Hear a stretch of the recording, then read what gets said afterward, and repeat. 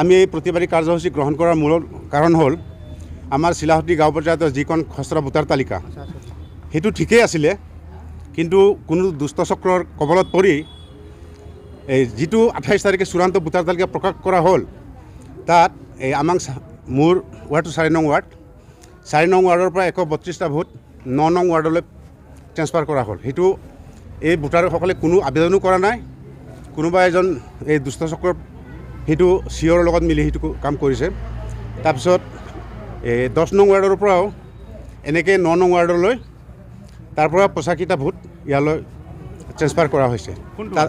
সেইটো 10 নং না 10ৰ পৰা 9লৈকে তাতো কোনো ভোটাৰে সেইটো আবেদন জনোৱা নাই, কিন্তু সিহঁতে কাৰ হেৰিত পৰি চক্ৰবিকাই সেইটো কাম কৰিছে সেইটো তাত নিশ্চয় ৰহস্য আছে। সেইকাৰণে আমি প্ৰশাসনক বাৰম্বাৰ চিঅ'ক অনুৰোধ কৰাৰ পিছতো আবেদন নিবেদন কৰাৰ পিছতো কোনো ব্যৱস্থা গ্ৰহণ কৰা নাই চিঅ'ই।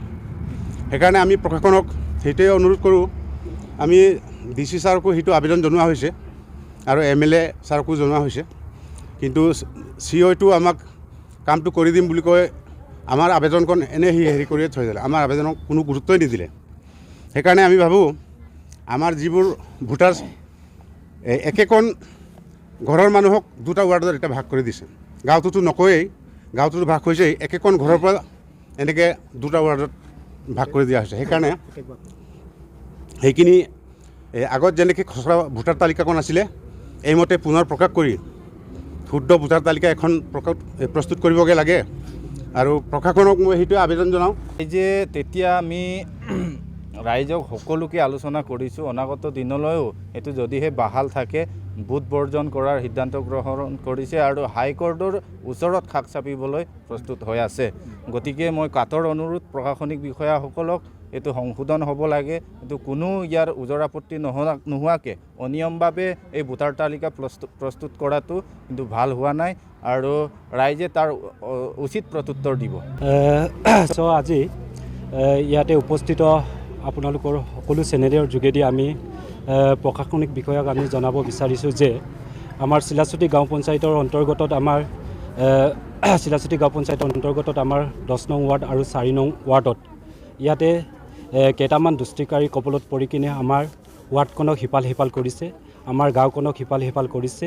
ইয়াৰ কোনো গাঁৱৰ মানুহে কোনো আবেদন নিবেদন জনোৱাৰ স্বত্তেও তেওঁলোকে ইচ্ছাকৃতভাৱে আমাৰ গাঁওবিলাকক তেওঁলোকে সিখন গাঁৱৰ পৰা সিখন গাঁৱলৈ আৰু হাল সলনি কৰি কিনে এই আমাৰ গাঁৱৰ ভোটাৰসকলক বহু সমস্যাৰ সন্মুখীন হৈছে। গতিকে এই বিষয়টো লৈ কিনে আমি আমাৰ CC বৰগাঁও CO মহোদয়লৈ আমি তেওঁৰ হাতত আমি গাঁৱৰ সমস্যাক লৈ কিনে আমি আবেদন তেওঁৰ ওচৰত আমি লৈ গৈছিলোঁ, কিন্তু আমাৰ আবেদনখনক তেওঁ CO মহোদয়ে আমাক লগ কৰি কিনে তেওঁ আমাৰ আবেদনখন ৰিচিভ কৰিবৰ কাৰণে তেওঁৰ সময় ওলোৱা নাই আৰু আমি কেইবাদিনো তেওঁৰ ওচৰত কাষ চাপিছিলোঁ, কিন্তু আমাক 1 মিনিটো সময় দিব পৰা নাই।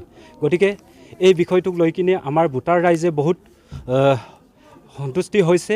গতিকে আমি প্ৰশাসনিক বিষয়াক জনাব বিচাৰিছোঁ যে আমাৰ ইয়াত থকা ভোটাৰসকলক কোনো তেওঁলোকৰ আবেদন নজনাৰ স্বত্তেও এই দুষ্কৃতিকাৰীৰ কবলত পৰি কিনে ভোটাৰ ৰাইজক সিপালৰ পৰা সিপালত কৰি কিনে বহু সমস্যাত তেওঁলোকক পৰিলক্ষিত হৈছে।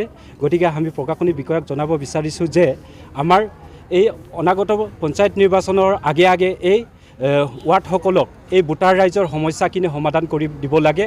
যদিহে তেওঁলোকে সমস্যাখিনি সমাধান নকৰে তেতিয়াহ'লে অনাগত পঞ্চায়ত নিৰ্বাচনতে আমি পঞ্চায়ত বন্ধ কৰাৰ কিছুমান ভোটাৰ ৰাইজৰ পৰা আমাৰ ওচৰত হুংকাৰ আহিছে আৰু আমি পঞ্চায়ত নিৰ্বাচন বন্ধ কৰিবৰ কাৰণে বাধ্য হ'ম। যিকোনো খবৰৰ বাবে যোগাযোগ কৰক 7099017330 লগতে 7099017110 নম্বৰত।